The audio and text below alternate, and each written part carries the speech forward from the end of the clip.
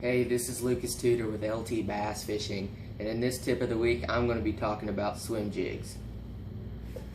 The most common type of swim jig is when someone takes a swim bait trailer, usually about 3 inches to 4 inches depending on your jig, and attaches them to the jig and then swims them with a popping action, or just reels them at a fast pace with some twitches. This is a Strike King swim jig. It has a pointed head. Swim jigs have a pointed head so they can come through grass and they can swim a lot faster, which was pretty obvious.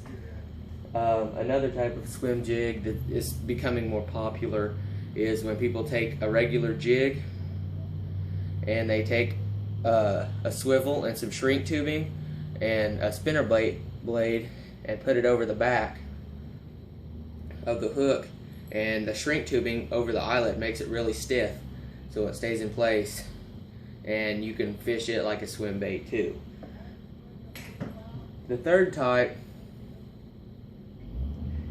of swim jig is becoming more popular, but it's pretty uncommon to a weekend angler, is to take a huge giant swim bait, which this one isn't all that giant and huge, this is only about a 5-inch swim bait, and taking a giant swim bait, I'm talking 7 or 8 inch swim bait, and putting them on a jig, a big jig, and letting it overpower it and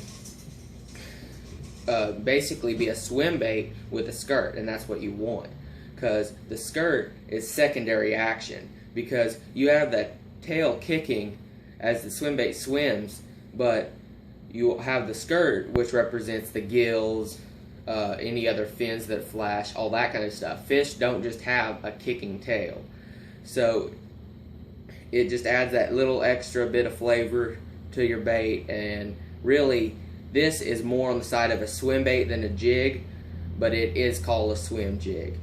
Those are the 3 types of swim jigs, and I hope that other people can use my tips, and I hope they work for you as well as they do for me. Thank you.